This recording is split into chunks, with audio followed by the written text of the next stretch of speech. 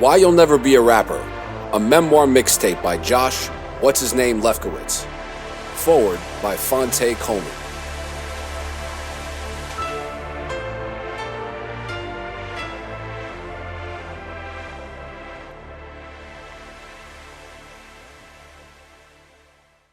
Chapter 17. I shall proceed.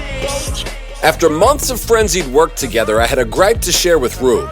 Yo, let me ask you something. Have you listened to Volume 2? Yes, Rue said sarcastically.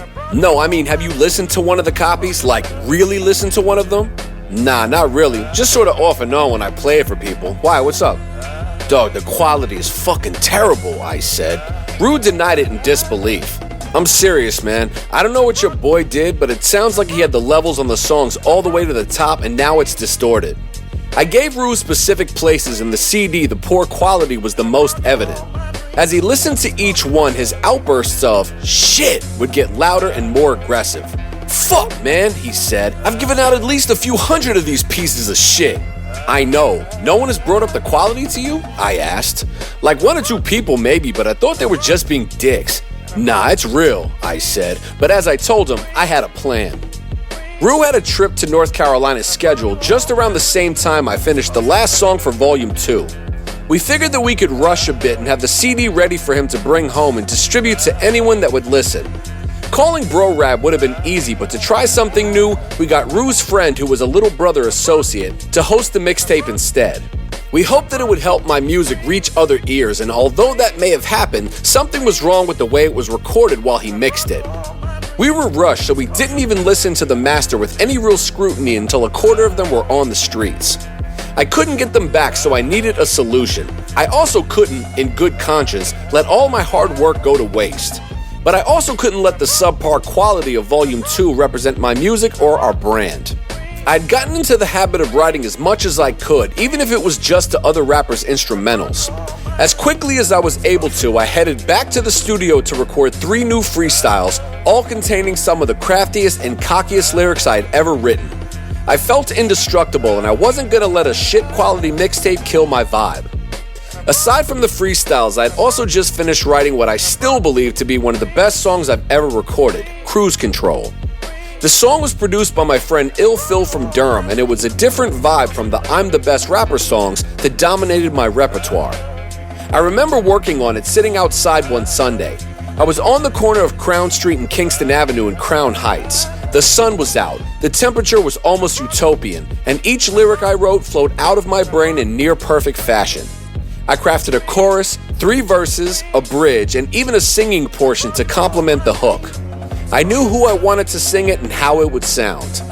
When I caught Rue walking to the local bodega shortly before his trip to NC, I made him sit down while I quietly rapped the words and hummed the accompanying melody after first playing him the beat from my iPod. He loved it, and I knew it felt right. As plans of how to move past Volume 2 formed in my head, I knew that Cruise Control would be the perfect addition to what would be known as I'm Not Him the Mixtape Volume 2.1. We had our friend Fuse flip the Volume 2 cover from white on black to black on white and put a large 2.1 on the front in red.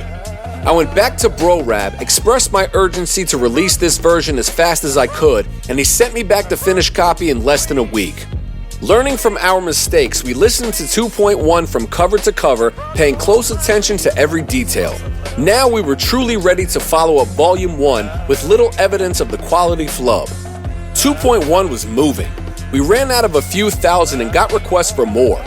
Rue had them in barbershops in Manhattan, Brooklyn, and High Point, North Carolina.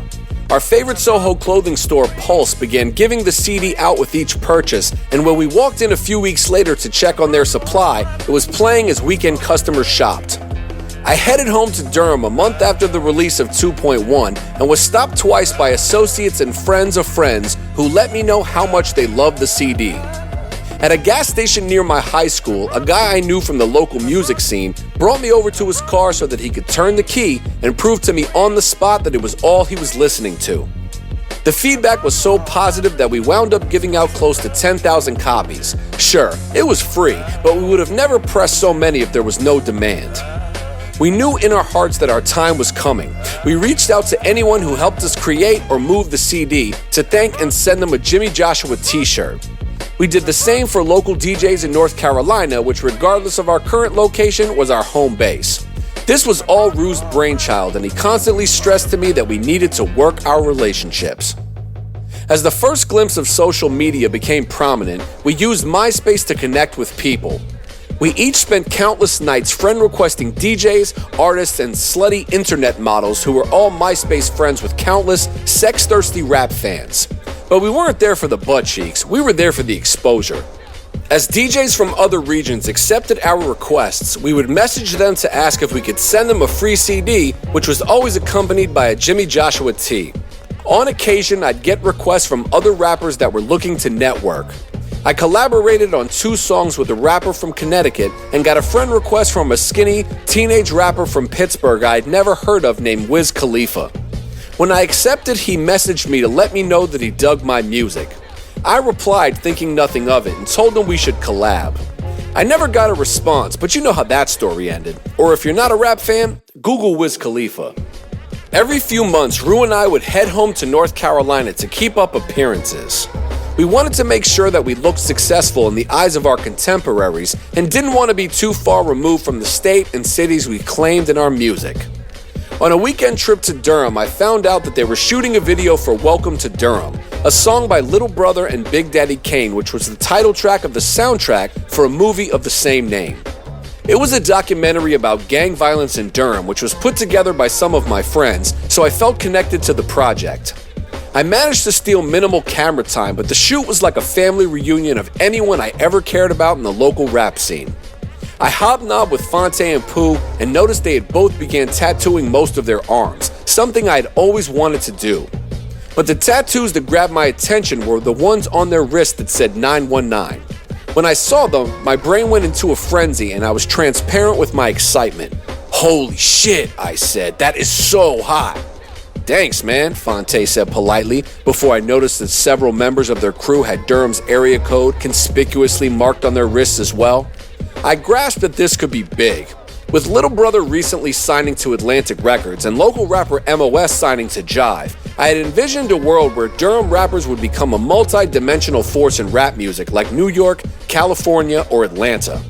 I told Phonte that I wanted to get the same tattoo and he thought it was a cool idea. I knew I sounded like a fanboy, but I didn't care.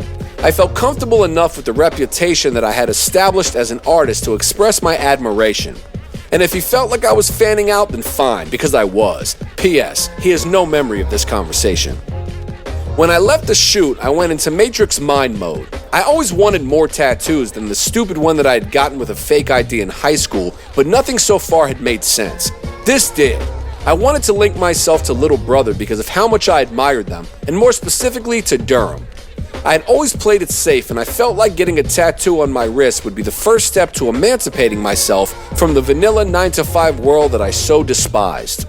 That way, if I wore a corporate costume, my small bit of ink would slip out and reveal my true, creative self. Perhaps the thought was a bit exaggerated, but psychologically, it was good for me. After I worked up the courage to face my fear of needles, I too got 919 tattooed on my right wrist at a shitty tattoo shop on 6th Avenue by West 4th Street. A few weeks later, Rue got 336, High Point's area code, put on his. With that, we felt like our fate as creatives was sealed, and we had completed step 1, non-compliance of corporate conformity. As the music continued to feel right, my flexible day job was starting to die. My boss Mike was the coolest, most accommodating superior imaginable, albeit a terrible business person. Whether it was his poor choice of location or his unrealistic sales goals, it became clear that after just 2 years in business, he needed to close the store. Though it was only a means to keep my rap career afloat, I had to find another job pretty quickly to be able to focus on my music without financial worries. After a friend of a friend suggested that I'd be good at real estate, I enrolled in a course to get my license. Via Craigslist, I found a job as an agent in Manhattan with a focus on rentals, otherwise known as a broker. The job was strictly commission, so Brian, who hired me, agreed to pay me off the books while I collected unemployment benefits. I was decent at it, but barely made any money. The nature of the work meant that I could take off whenever I needed to, and that was helpful. As I effortlessly re-established myself in the workplace, Melvin was offered a job as an in-house engineer at Daddy's House, a studio owned by Sean Puffy Combs in Midtown. He relocated his family to Queens to pursue his dream of music industry stardom. While I was elated for him, the real thrill came in his promise that the new gig had fringe benefits for me too. Rue and I would come by the studio as his guest, provided Puff wasn't around, and eventually I was able to record 2 songs in the Biggie Room. Mel became close with guys like Yogi from the 90s rap group Crew and Derek D. Angeletti, formerly known as the Mad Rapper. Both of them were in Puff's stable of producers and welcomed young Melvin into the fray. I could tell by the spark in his spirit that Melvin was happy, and I knew that if he made it first, he would take me with him. And as if his newfound position in the music business wasn't enough, having Melvin in Queens also meant that the studio environment where I grew up recording in was now just a subway ride away. Everything seemed to be falling into place, and success seemed to be right around the corner. Around the same time, I got the opportunity to model for a fashion magazine called MR. The spread was organized by a friend of ours from college who was making a name for herself in fashion publishing. The idea was to explore the link between fashion and music. Most importantly, I was there as what's-his-name, and not Josh, the wannabe rapper. As far as cool shit went, the magazine photo shoot ranked at the top. I arrived to a few racks of some of the most on-trend fashion pieces I had ever seen.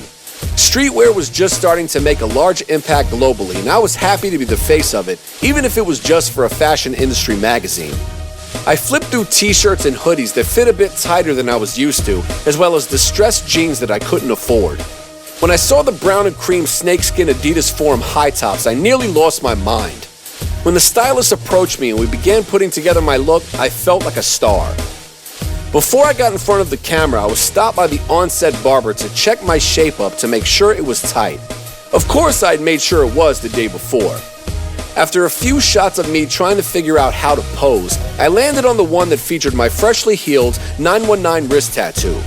The photographer, also from North Carolina, screamed in delight and told me to hold the pose. I did for the next 15 minutes, and the shot ended up in the magazine. My new ink had become the star of the show, and my confidence was on 10. Even my body modification choice had proven to be the correct one, and I felt like I could do no wrong. I had fully engrossed myself in music. I let Rue convince me to fly home to North Carolina from time to time to do occasional shows and rub elbows with the locals. I had no desire to perform, but I knew he was right. I had all but traded a social life for writing, recording, and then recharging on my couch, which I did every free moment that I could find. I thought this routine made sense, but it was exhausting. Despite the couch time, no amount of vegging out could stop the occasional feelings of doubt from entering my mind. I did have the utmost confidence in my talent. That wasn't the problem. I just couldn't help but to think to myself, what if I stopped right now? Would anybody care? I couldn't lie to myself. After all, they wouldn't. Sure, there'd be a few people who might say, damn, you quit music? That sucks. But ultimately, my pursuit didn't matter, did it? I was just another face in the crowd, even after what felt like a lifetime of hard work. That never sat right with me and often prevented me from falling asleep at night. Some of my experiences, born of my willingness to take chances in connecting with people, even bigwigs, would help in such moments. In high school, for example, Asim and I once jumped up on stage at a Roots show at the Cat's Cradle. Black Thought shouted out an invitation to the crowd, "Where the MC's at?" We seized the opportunity and rapped while Questlove and the boys provided the background music. After it was done, I asked Black Thought, would you think I was a herb if I gave you my demo tape?